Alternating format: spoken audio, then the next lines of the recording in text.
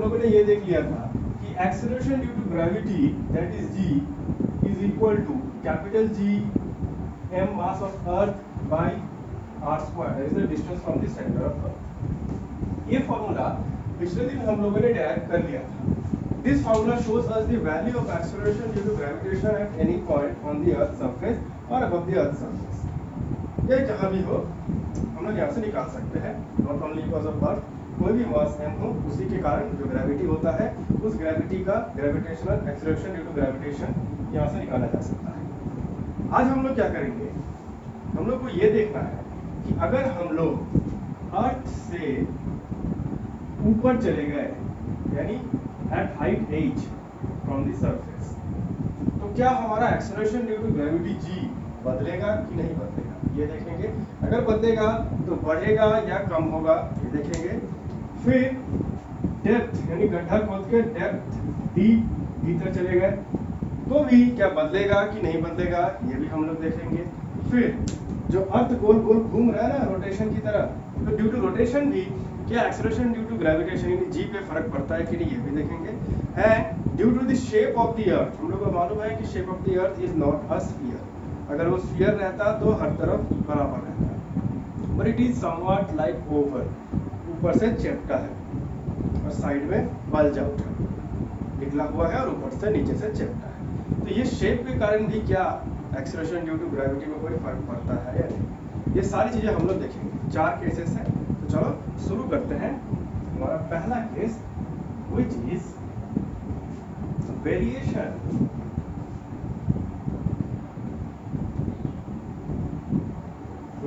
of acceleration due to gravitation, that is small g, due to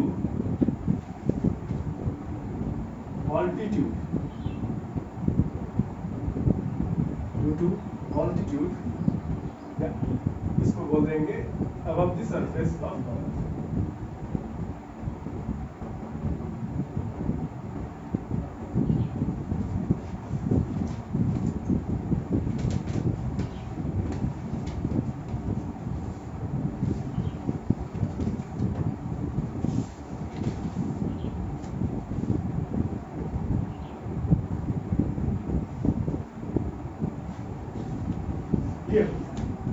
तो हमारे पास जो formula दिया हुआ है, according to that formula g का वैल्यू क्या होना चाहिए, या g का मेन फॉर्मूला क्या होगा.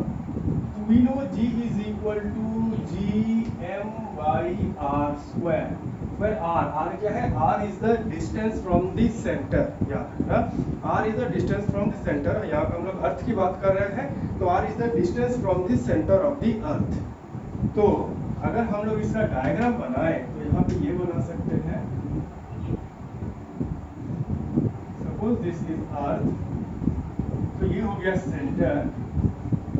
सेंटर से इसका रेडियस जो है वो हो गया कैपिटल R, और हम लोग क्या करते हैं ऑल्टीट्यूड यानी सरफेस से ऊपर. तो एक काम करते हैं हम लोग सरफेस से ऊपर यानी कितना ऊपर लेके चले जाते हैं. Let this be the point. Surface से इतना ऊपर लेकर चले. नाउ यहाँ से ये डिस्टेंस को पकड़ लेते हैं हाइट h, और ये कंप्लीट डिस्टेंस हो जाएगा हमारा distance from the centre to centre, that is r. ये हमारा ऑब्जर्वेशन पॉइंट है. This is the radius of earth r. तो अगर हम लोग यहाँ पे लिखना चाहें तो पहला पॉइंट हम लोग यहाँ पे लिखेंगे कि g at surface of earth नहीं लिख रहे, समझ जाना सरफेस तो अर्थ का ही होगा. g एट सरफेस क्या हो जाएगा, gm बाई r के बदले हो जाएगा radius r square. Next g at height h हो जाएगा gm by r square, where r का वैल्यू क्या है, capital R plus h. That means this will be equal to gm by r plus h whole square. Let this be equation 1, let this be equation 2. Dividing the equation 2 by 1 बन जाता है, ये height h को खींच लिखते हैं, GH by G equal to GM by R plus H whole square multiplied by R square by GM। ये हो जाएगा, GM कट जाएगा, we get R square by R plus H whole square। Now in the next step, denominator जो दिख रहा है ना, denominator से हम लोग R स्क्वायर कॉमन ले लेंगे। R कॉमन ले सकते थे बट यहाँ पे स्क्वायर है इसलिए यहाँ से R स्क्वायर कॉमन ले लेंगे। ऑफ कोर्स कॉमन ले सकते हैं, बहुत तो बोलेंगे कि algebraically it is not possible, but it is possible because अगर दिक्कत हो रही है तो एक काम कर रहा है, इसको a plus B whole square के रूप में खोल देना और वहां से भी R स्क्वायर कॉमन लेके देखना सेम ही रिजल्ट आएगा। तो हम लोग अगर यहाँ से कॉमन ले लिए तो इक्वेशन बन जाएगा GH by G equal to R square by R square 1 plus H by R whole square। अब ये कॉमन कैसे लिए, तुम एक काम कर सकते हो, इस R स्क्वायर को भीतर भेज दो। जब R स्क्वायर को भीतर भेजेंगे तो स्क्वायर नहीं जाएगा, भीतर जाएगा सिर्फ R, बिकॉज ऑलरेडी यहाँ पे स्क्वायर है। इसे जब भीतर R जाएगा तो यहाँ क्या हो जाएगा, R plus R into H by R, तो R कट जाएगा R, यानी R प्लस H, ये हो गया R plus H whole square. अगर फिर भी समझ में नहीं आ रहा कि यहाँ से हम R स्क्वायर कॉमन कैसे ले लिए, तो एक काम करो, a plus B whole square के रूप में इसको पूरा खोल दो और खोलने के बाद R स्क्वायर को उसमें मल्टीप्लाई कर दो, देखो जो रिजल्ट आएगा। इसको भी a plus B whole square के रूप में इसको खोल दो, देखो दोनों रिजल्ट मैच हो। देयरफॉर अलजेब्राइकली हम लोग यहाँ से कॉमन ले सकते हैं। आफ्टर टेकिंग कॉमन, इसको काट देते हैं हम लोग और इसको ऊपर उठा देते हैं। तो again we can write this as 1 plus H by R to the power of minus 2। Now, अब यहाँ पर हम लोग एक ऐसा चीज करने वाले जिसके लिए तुम्हारे मैथ्स की जरूरत पड़ेगी, यानी बाइनोमियल थ्योरम। तुम लोग का मैथ्स में एक चैप्टर होगा, या तो क्लास 11 या तो क्लास 12, दोनों में ही एक चैप्टर आएगा बाइनोमियल थ्योरम के नाम से। बाइनोमियल थ्योरम में हम लोगों को पावर के रूप में कोई भी चीज रहता है ना, किसी भी एक्सप्रेशन के ऊपर अगर पावर रहे तो उसको बोलते कैसे हैं वो सिखाया जाता है। यानी a plus B whole square का formula a plus A square plus B square plus 2ab, ये फॉर्मूला कहाँ से आया? ये तो हम लोग बचपन से पढ़ते आ रहे हैं, बट ये आया कहाँ से? ये सारी चीजें हम लोग डिराइव करना सीखेंगे बाइनोमियल थ्योरम। तो वहाँ पे भी थ्योरी है, अभी यहाँ पे हम लोग बाइनोमियल थ्योरम नहीं पढ़ने वाले हैं, बस हम लोग ये देख बताने वाले हैं कि आगे जो स्टेप है वो बाइनोमियल थ्योरम से लिया गया है। तो यही बता के हम आगे निकल जाते हैं फ्रॉम बाइनोमियल थ्योरम। इसको अगर हम लोग एक्सपैंड करेंगे तो वहाँ पे क्या होता है, पावर बढ़ते जाता है। अब यहाँ पे एक चीज देखो, यहाँ पे कि अगर इसका पावर हम लोग बढ़ाते हैं, ये जो स्टार्ट होगा जनरली स्टार्ट होगा, अगर इसको लिखते हैं तो बात है कि यहाँ पे एक केस लिखा है, ठीक है। हो जाएगा GH by G is equal to 1 minus 2H by R। ये होगा पहला टर्म, और इसके बाद हर एक टर्म में पावर इसका बढ़ते जाएगा। नाउ यहाँ पर क्या होगा, फॉर H, इनफैक्ट ये चीज तो हमको यहाँ पर बताना था, इसलिए नहीं लिख रहे थे इसको। यहाँ पे हम लोग लिखेंगे for H much less than R, यानी जब रेडियस ऑफ अर्थ बहुत ज्यादा रहेगा, रेडियस ऑफ अर्थ जब ज्यादा रहेगा, तो जरा इसको समझो। यहाँ पे इसको लिखेंगे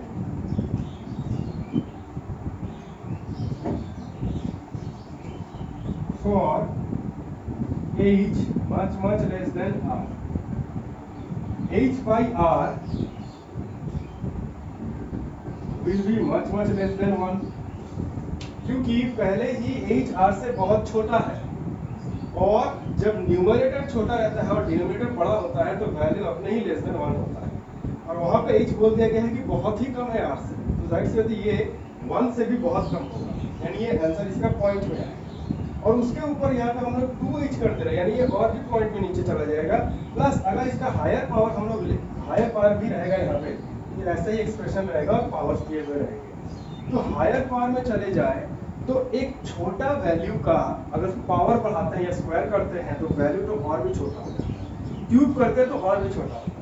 ग्रेटर देन 1 अगर वैल्यू रहेगा उसका स्क्वायर करेंगे तो वैल्यू बढ़ेगा, लेस देन 1 रहेगा तो उसका स्क्वायर और क्यूब करेंगे तो वैल्यू और घटेगा। तो ये पहले से ही घटा हुआ वैल्यू है, इसमें स्क्वायर और क्यूब करेंगे तो ये वैल्यू और भी घट जाएगा। तो उतना घटा हुआ वैल्यू को 1 से माइनस कर देंगे और भी घटा वैल्यू मिलेगा, तो उस वैल्यू को हम लोग नेग्लेक्ट कर सकते हैं। कहने का मतलब है कि बाकी का हिस्सा हम लोग नेग्लेक्ट कर देंगे। रीजन ये देना पड़ेगा। नाउ नेग्लेक्ट करने के बाद हम लोग यहाँ पर क्या लिख सकते हैं कि g at height h is equal to g multiplied by 1 minus 2h by r। अब अगर इसको मल्टीप्लाई करते हैं तो this will give us g minus 2h by r into g।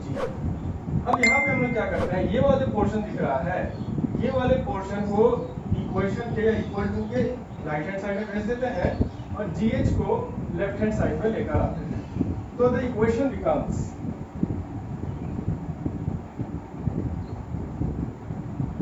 G minus GH equal to 2H by RG। ये equation आया हमारा। अब इस इक्वेशन पे अगर हम लोग ध्यान दें अच्छे से तो हमें क्या पता चलता है। तो यहाँ से 2-3 चीजें उसको लास्ट में बताएंगे, पहले इसको समझते हैं कि यहाँ से क्या पता चलता है।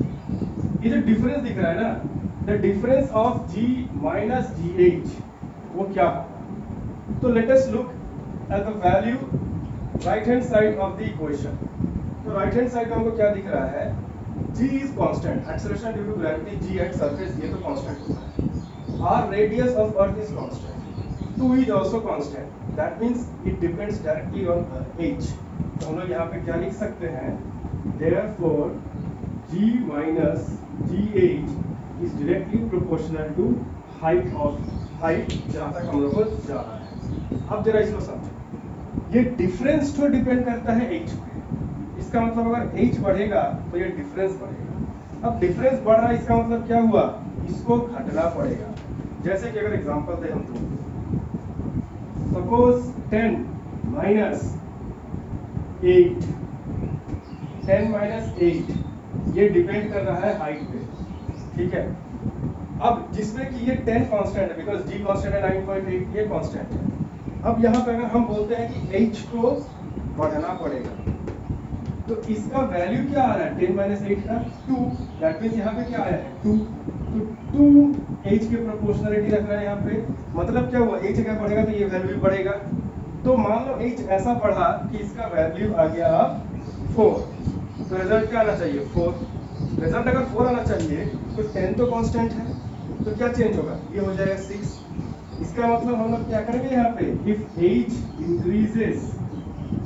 इंक्रीजेस तो हम लोग यहाँ पे क्या करना पड़ेगा, 10 minus 6 कर देंगे तो 4 आया वैल्यू।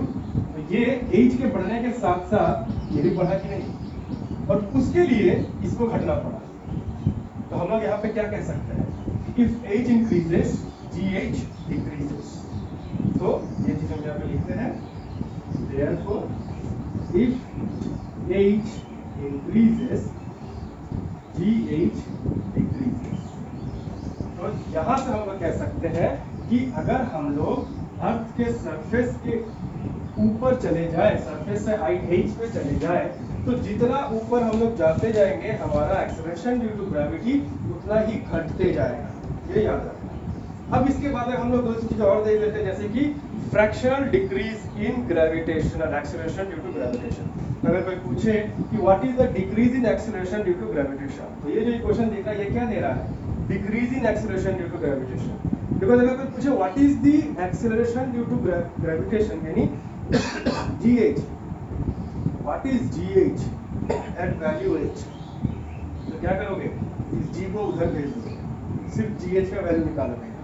बट अगर बोले कि what is the difference in the acceleration due to gravitation, तो ये पूरा का पूरा टर्म निकालो। अगर कोई बोले what is the fractional difference, what is the fractional difference in the value of acceleration due to gravitation, तो उसके लिए क्या करोगे, फ्रैक्शनल डिफरेंस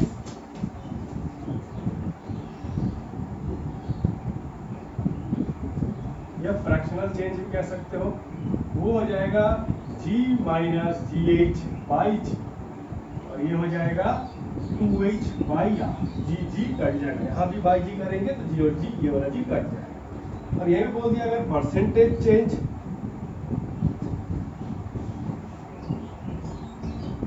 परसेंटेज डिफरेंस या परसेंटेज या फ्रैक्शनल चेंज भी कह सकते हैं इसको, परसेंटेज चेंज या परसेंटेज डिफरेंस हो जाएगा g minus ji H by g is equal to 2h by R into 100। ये हो गया percentage.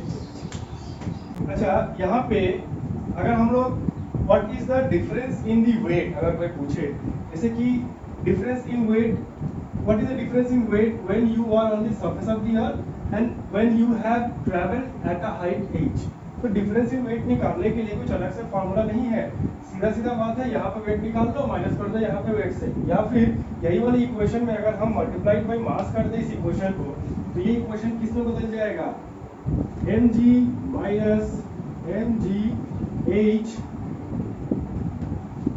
Equal to 2mh by r into. तो या तो यहाँ पे वेट लगाओ, यहाँ का वेट निकालो, माइनस कर दो यहाँ के वेट से, या फिर ये वाला formula 2mgh by r, simply यहाँ से वेट निकल के आ सकता है। तो बस यहाँ तक ये हमारा देख लो।